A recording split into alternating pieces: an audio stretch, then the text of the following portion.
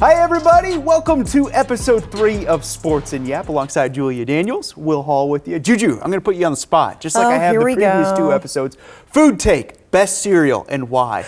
Oh, Cinnamon Toast Crunch, easily. Ooh, CTC, solid. It's probably in my top 10. I mean, it's the best because you eat it, it's wonderful, and then if you drink the milk afterwards, it's also, it tastes like horchata. Yes, it does. Once you get the actual cereal out. How about you? Now we're purring. Yeah. Just like Bo, her cat. I could spend 30 minutes talking about my favorite cereal. I love cereal. What is it with you and breakfast food? I don't know. Bagels and cereal. My wife would tell you, Carbs. she'd be the first one to tell you I'm weird, and I'm weird. Yeah. Just own it. He's I guess. just so different and weird. Honey Bunches of Oats Okay, with the clusters. that's your favorite? Yes. It is that serious. What? That was our director Jamie's mom's favorite. She just whispered in our ears. Love to hear it. I would go with the almonds version, the light blue box. Yeah, I know. My mom, I used to eat Honey Bunches of Oats in middle school every morning. My favorite. Interesting. Yes, I know. She already knew I was weird though, so I can't say anything that would make me even more weird. Right. Yep. But I'm still judging you, just so you know. I'm sorry. Don't call HR on me. All right, kick us off. Okay. We've got a lot to talk about. Okay. I have my list in front of me. Yeah. Girls State Hockey Championships. Insanity. We're talking about the Wild. Another huge, crazy game this weekend. Four Nations, duh, everyone's talking about it. Frost, covered the Frost game this weekend. I think I need to fill you in a little bit on Love is Blind. Okay, yes, absolutely. At some point here, because we're not just talking sports, we're yapping as well. We're yapping too. Right, we've got NFL Combine on Monday. How about that, already? So this will air on Monday, it'll be that day. We'll talk a little bit about maybe what the Vikings are looking for, what Gophers are there, because there's quite a few Gophers going. Quite a few, yes. And we might touch on the Loons a little bit. Yeah, rough debut. Disappointment. On Saturday. Yeah. Weekend. So it's early. Should we start with Girls State Hockey Championships? So good. So good. They always deliver, but this year especially. Oh my goodness gracious. First time ever that both Class A and AA went to overtime. Yeah. It was awesome. It was so What more awesome. can you ask for in a championship? Didn't you say something about that in our last Yap episode about how you were expecting one of the finals to go to overtime? It wasn't overtime necessarily, but you said something about it's going to be crazy and this would be my ideal or something like that. And I don't remember if you predicted correctly or not, but you did predict really great games for the state championships. Hill Murray, Edina goes to 2 overtimes in AA. That was awesome. It was just a fun game too, leading up to double overtime, back and forth. Each team answered after one another. High scoring, pace was great, phenomenal finish. Hill Murray gets it done, their first state title since 2014, 2015 when they went back to back. Man. They knocked off Edina, but what a fantastic game. And then Class A. Down goes Warroad. They were seeking their 4th consecutive state title in Dodge County. Yeah. Their first ever. That was awesome. And today, Taylor Heisey, well, not today, because technically this is Monday when everyone's going to see this. Taylor Heisey, after the Frost game, fortunately the Frost lost, but she was all about Dodge County getting some love. She coaches one of the players on the team. No kidding. But she's always an advocate for, those small town teams that don't necessarily always get the recognition that they deserve. She comes from one in the area. So very cool to see Dodge County win a state championship. Did you see the game-winning goal, too? I did, yeah. That angle, and that girl, she's celebrating. She knew that she scored. I think she was the only one on the ice only one, that knew that, though. Then they went and said, Coach, review it. Sure enough, they reviewed it. Sure enough, it was a goal. Crazy. Yeah. It's what makes you love sports. Yeah. Boys, not this weekend, but the next weekend. So we just finished up with the semifinals. Yep, section semifinals this past weekend. And then finals start this week. It's been fun, too. You were out at a couple games over the weekend. Yep, Shakopee, Tonka. Yeah, what'd you think of that? Shakopee's incredible. Yeah, they are good. If I'm remembering correctly, that game, I had 3 goals in the first 10 minutes. One from Tonka, two from Shakopee. You had good highlight luck. Yeah. As we like to call it. Yes. And then I went to Big, Bloomington Ice Garden. Yep. That game was, guys, when you cover a lot of games, sometimes they run all together. Yep. But it was Edina Holy Angels. Yep. And no one scored in the first period. Yep. And I will say, I thought Holy Angels offense looked better in the first period. Mm-hmm. Second period, Edina scores 3 goals Yeah. in the first few minutes. And so something happened. Something was said in the locker room, I Yeah. would guess, that fired him up a little bit. Freddie Schneider Yeah. had a hat trick in that one. The Wow, softball for yeah, Edina. yeah. Crazy. Curious, real quickly, need to get your thoughts. Shooting at Big, Bloomington Ice Garden. Yeah. Do you like shooting there? I- Did you have any trouble? Okay, so here's also the fun thing about working in media. Yes. Because I go to these games. They're huge, huge games. Packed. It's the state of hockey, Yep. right? I get there and there's a line around the block. Yep. Or the building, because usually the building is the block. Yeah.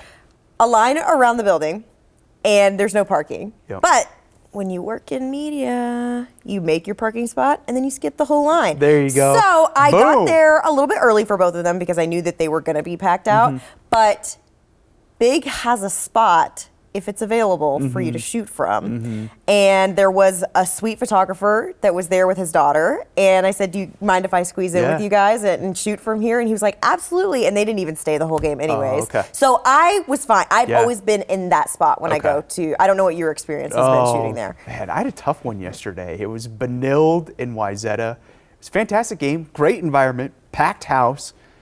But man, I had trouble shooting yesterday. I had so That many spot people- wasn't open? Oh, well, it was more so I was right behind them and I wasn't on a level above them. So I was basically at their same level. Yep. And my camera's right here. And so anytime a big play would happen, they were on their feet clapping. And it was just like, Oh, I missed it. I missed yeah. the celebration. Yes. Yeah. Yeah. No, I get that. Well, I've been in that position too because if you're going to a big game at Braemar, Yes. Braemar has specific spots for us to shoot from. They have platforms where you can set your tripod up. Yep. But if you're going to a huge game, Yeah. and you don't get there early enough, swiped. other cameras will be on those platforms, Yeah. and then you are in trouble because SOL. you're in the same spot where you're just behind everybody who's on the same level as you. And then when somebody scores, Yep. you don't get any of the celebration. You're like, I don't even know who it was, and I don't know who the hero shot here Yep. because I can't see I don't anything. know. So sorry, everybody. But yeah, that's a little sneak peek into what it's like Yeah. working our job. Yeah. But thankfully, knock on wood, I haven't had any issues this year with finding Love it. a spot to shoot from. And I think it's just been luck, not necessarily that I have planned that well. So, yeah, when we come back, Yes. we're going to talk about a little bit more hockey. Yes. We're going to talk about the Wild Yep. over the weekend. 4 Nations, we do have to talk about it. Have to talk about it. Because that was insane. It was. And we're going to break down Love is Blind for you, Will. Love it. Just a little bit, okay? We're going to talk Combine, NFL, and also maybe a little bit of soccer. Love it.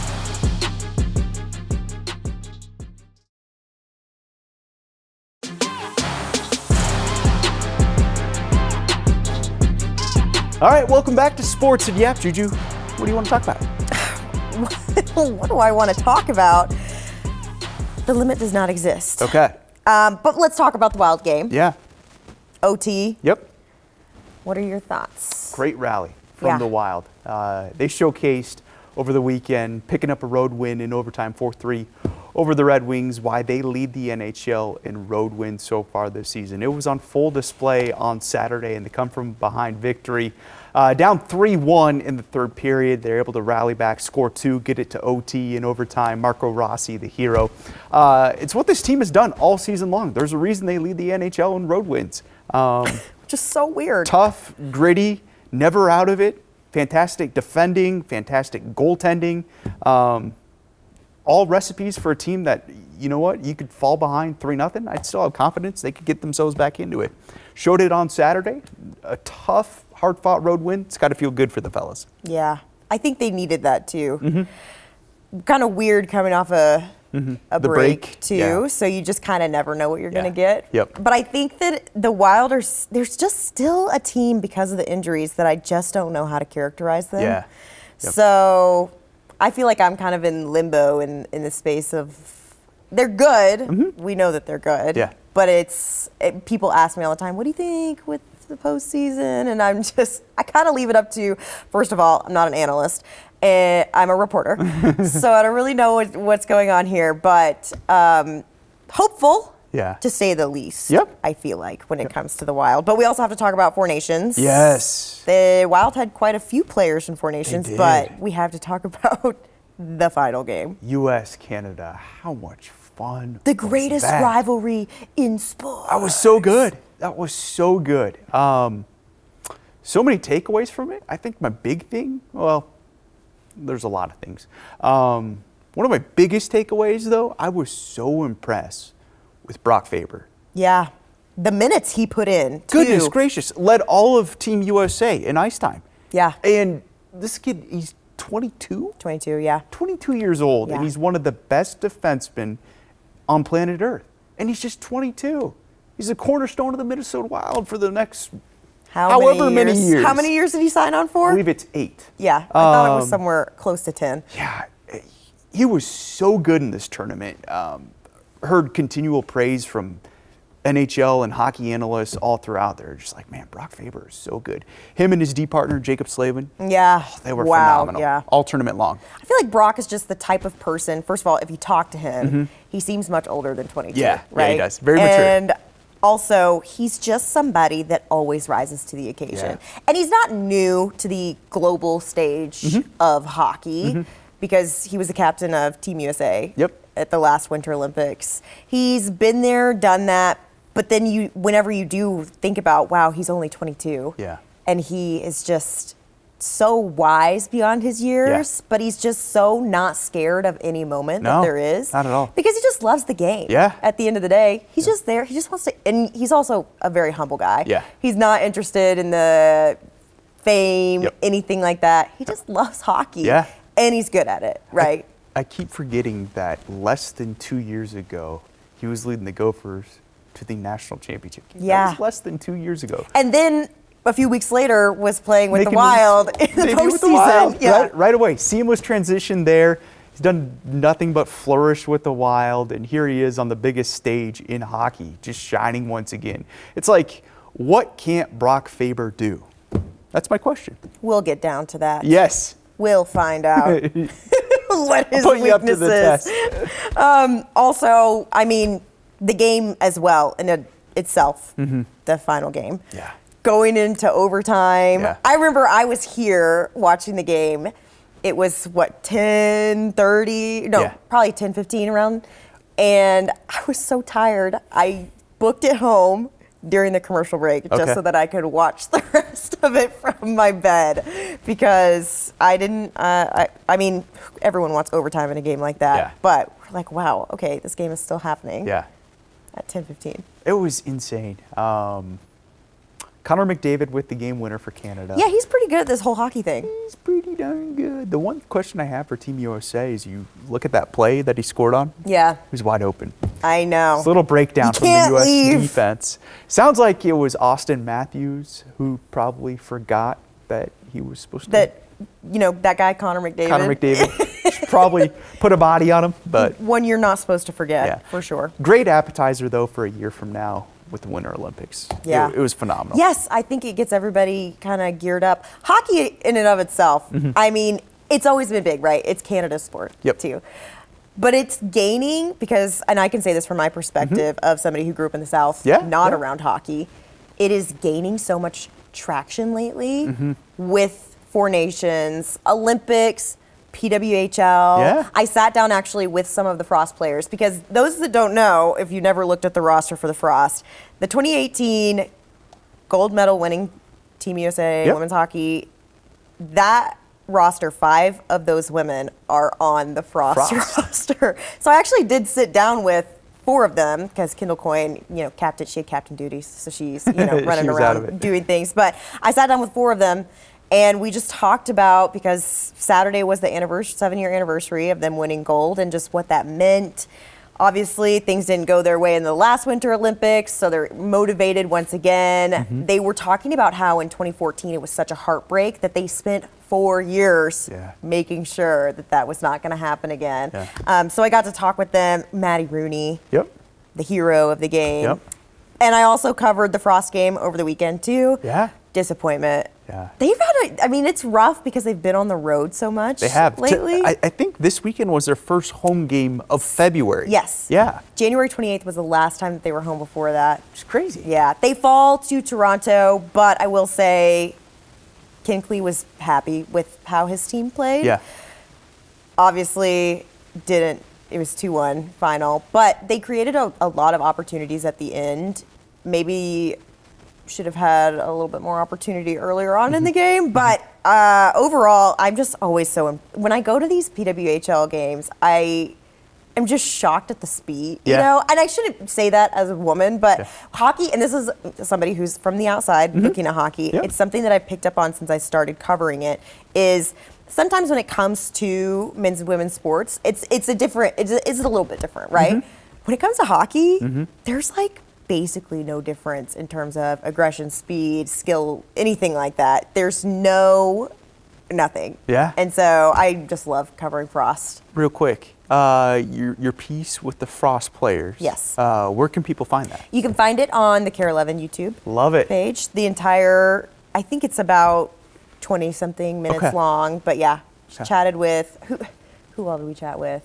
Nicole Hensley, Lee Steckline, Maddie Rooney, and Kelly Panic. Just to name a few. Just to name a few. It's awesome. Yeah, it was awesome. It was very cool. But when we come back, I am going to tell you about Love is Blind. Let's go. I'm ready I just for it. have to break it down for Will, and then you need to watch it. We're going to talk Love is Blind, NFL Combine, and maybe Loons. Okay. If Sounds we get good. around to it.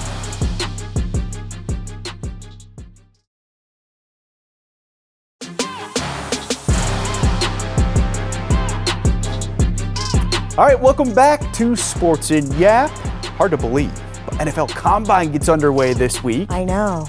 Winners flying by, which, you know what, here in Minnesota, Fine by me. thumbs up. I like it. General Manager Kwesi Adolfo-Mensah, Head Coach Kevin O'Connell going to meet with the media on Tuesday. Yeah. Anything you're really looking for when it comes to that availability, or just throughout the week in general that you're watching for? I mean, the Vikings are never going to give us anything really.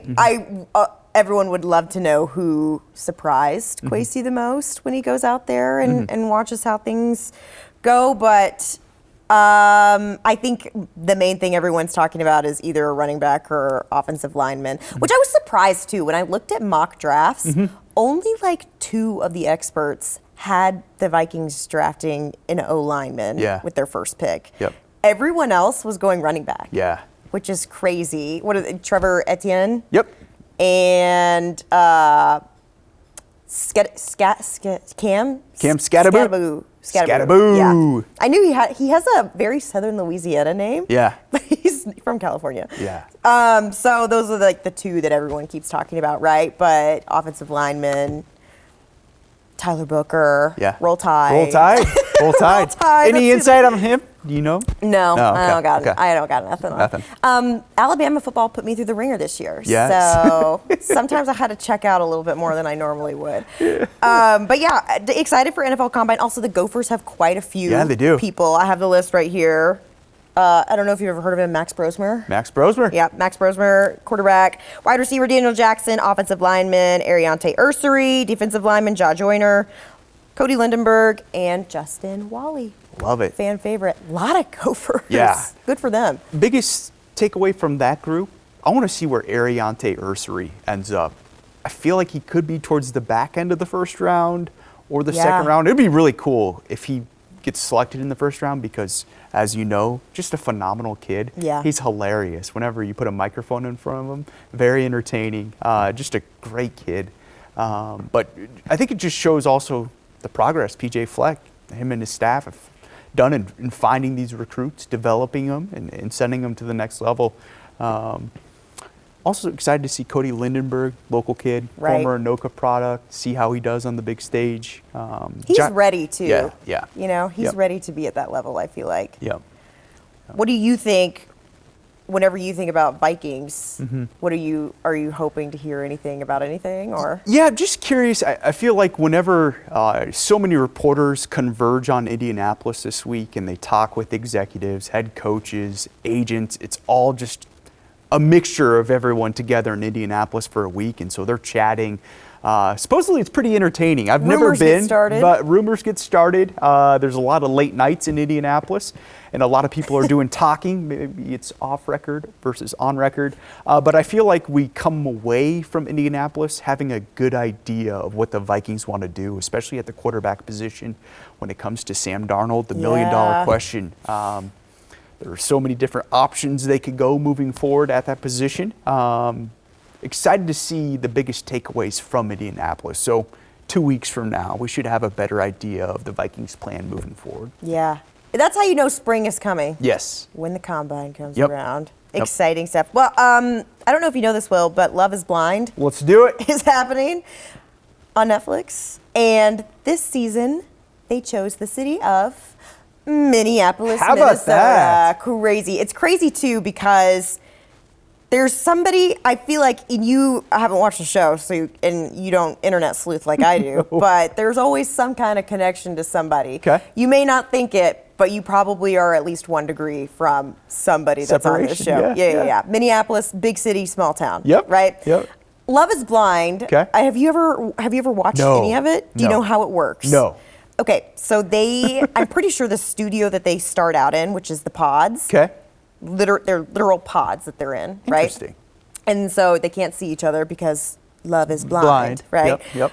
They go and they chat with people for, I think it's 2 weeks, Oh, wow. and they get to know them, decide who their favorite is, and then they kind of pick their dates moving forward Okay. from that. And so they don't just keep talking to everybody. They kind of pick their favorites of who they want to speak to that day, Okay. get to know each other better, and then a few people end up with an engagement. So when you say like a dates and stuff, they Yeah. can't see each other? No. So what are they doing? They are sitting, their pods are like little living rooms. Oh, okay. And so there's a wall separating the two of them. Interesting. And there's mics in there that pick up so that they can hear each other, Okay. and not everybody else who's also in pods around them. Yeah. So they specifically, like, those pods connect.